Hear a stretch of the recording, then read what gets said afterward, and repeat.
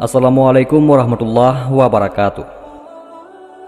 Muslim yang kuat menjadi suatu nilai tersendiri dalam agama ini, di mana dengan keahlian dan kekuatan yang dia miliki, dia dapat menjaga dan melindungi agama ini atas kehendak Allah. Namun, pernahkah kita mendengar tentang sejarah sahabat Nabi yang dijuluki satu orang berbanding 1000 pasukan? Seorang sahabat yang bila mendengar namanya saja membuat gemetar lawannya. Sang kesatria itu bernama Qa'qa' bin Amir At-Tamimi. Mendengar namanya, para penyamun dari suku-suku Badui di kawasan Jazirah Arab langsung tunggang langgang melarikan diri. Hingga demikian, tak satu pun dapat lolos dari kejarannya. Al-Qa'qa' ini memang dikenal di kalangan kaumnya sebagai kesatria yang hebat. Keahliannya dalam memainkan pedang dan seni perang, serta keahliannya berkuda, tak ada yang meragukan kemampuannya ini. Inilah keahlian yang menjadi kebanggaan setiap pria di Jazirah Arab. Keahliannya lah yang mengantarkan dirinya menempati posisi terhormat di kalangan kaumnya dan suku-suku lain. Pada tahun 9 Hijriah, di suasana yang tenang ini, suku-suku Arab terus berbondong-bondong mendatangi Rasulullah di Madinah. Berbaiat menyatakan sumpah setia memeluk Islam, termasuk suku Tamim. Al-Qa'qa' bin Amir yang memang seorang kesatria dan ahli dalam bidang syair di kalangan suku Tamim, seperti mendapatkan pengalaman baru saat melihat fenomena yang langka ini. Bahkan tak pernah terjadi yang menyejukkan jiwanya di Masjid Nabawi. Lantunan ayat-ayat Al-Quran membuatnya tertegun. Inilah awal pengalaman spiritual dari seorang kesatria yang hebat, yaitu Al-Qa'qa' bin Amir. Maka saat ia bersama rombongan suku Tamim bertatap muka dengan Rasulullah, jiwanya bergetar. Pancaran keagungan Rasul dan untayan katanya mengetuk jiwa Al-Qa'qa' bin Amir. Hatinya pun mulai terbuka untuk menerima hidayah ilahi. Saat itulah, tanpa ragu, Al-Qa'qa' berikrar dan bersyahadat di depan Rasulullah.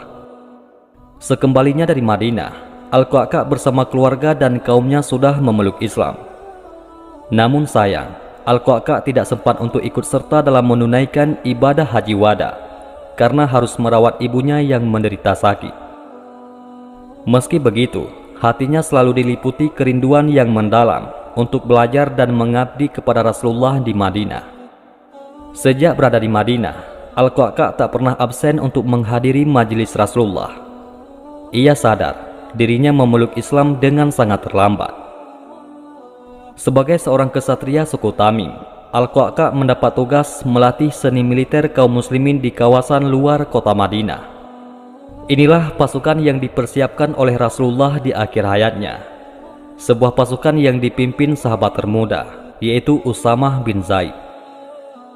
Namun kebersamaan Al-Qa'qa' dengan Rasulullah tak berlangsung lama. Pada tahun 11 Hijriah, Rasulullah wafat menghadap Allah yang Maha Esa.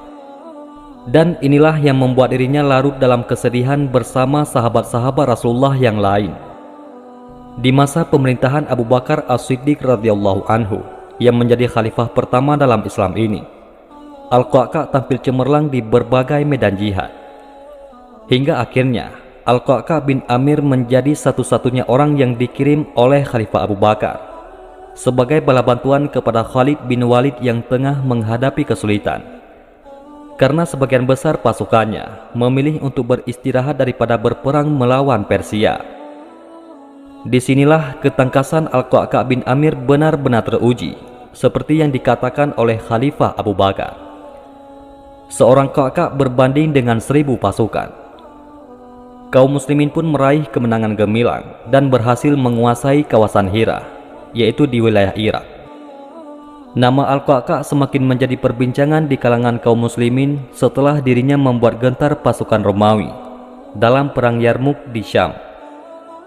Bersama Ikrimah bin Abu Jahal, Al-Qa'qa' berhasil membakar semangat kaum muslimin dalam menghadapi pasukan Romawi, hingga akhirnya mereka meraih kemenangan.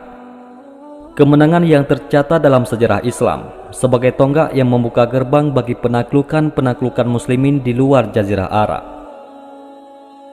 Pada tahun 13 Hijriah, di suasana yang mengharukan ini, Khalifah Abu Bakar wafat menghadap Allah yang Maha Esa.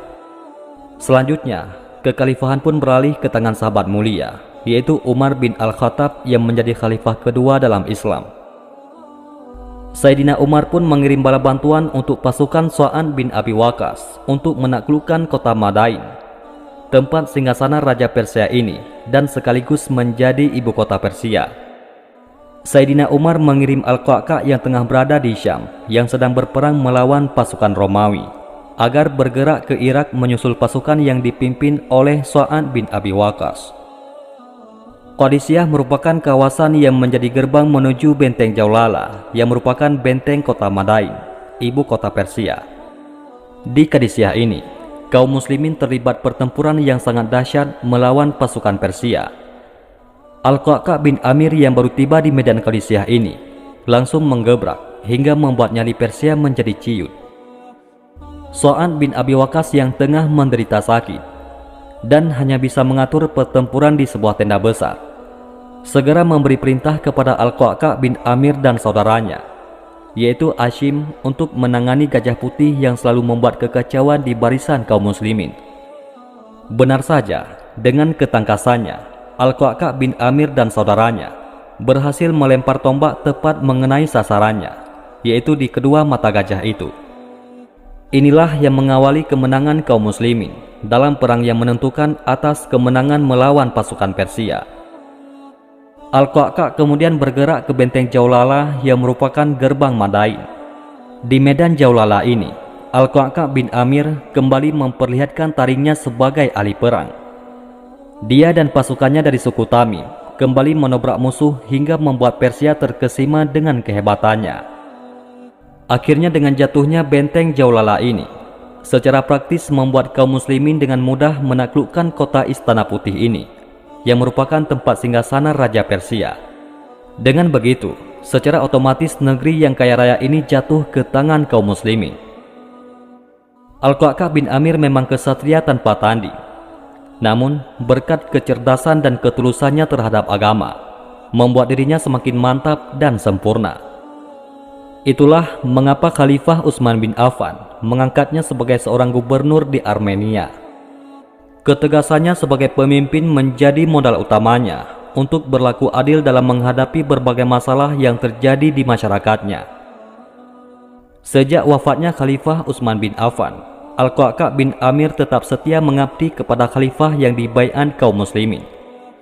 Itulah mengapa ia begitu setia menjadi pendamping Ali bin Abu Thalib dan terus mengawal kekhalifahan yang sah yang dibaiat kaum muslimin.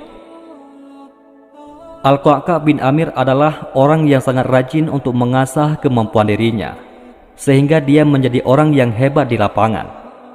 Mungkin Al-Qa'qa' bin Amir tidak dikenal sebagai ahli ilmu dan ahli Al-Quran, tetapi Al-Qa'qa' benar-benar hadir sebagai orang yang mempunyai keistimewaan, di mana orang lain susah mencari keistimewaan itu. Hal itu harus kita miliki, karena kita mungkin tidak menguasai banyak hal, tetapi kuasailah satu hal saja yang menurut kita mampu melakukannya, yang dengan itu kelak kita akan dengan mudah menjawab pertanyaan Allah saat kita hadir di hadapannya, bahwa kita adalah orang yang bermanfaat bagi orang lain. Berakhirnya masa kekhalifahan Hasan bin Ali dan beralihnya kekhalifahan ke tangan Muawiyah bin Abu Sufyan, Al-Qa'qa' bin Amir memutuskan untuk mengundurkan diri dan pindah ke wilayah Mesir, hingga beliau wafat pada tahun 40 Hijriah. Dialah potret muslim yang sejati, yang mengedepankan keberanian, kejujuran, dan ketulusan, serta kesetiaannya kepada agama yang diridai oleh Allah dan kepada Rasulullah. Semoga Allah meridai sahabat Rasulullah, yaitu Al-Qa'qa' bin Amir At-Tamimi. Wallahu a'lam bishawab. Mudah-mudahan ini semua bermanfaat. Assalamualaikum warahmatullahi wabarakatuh.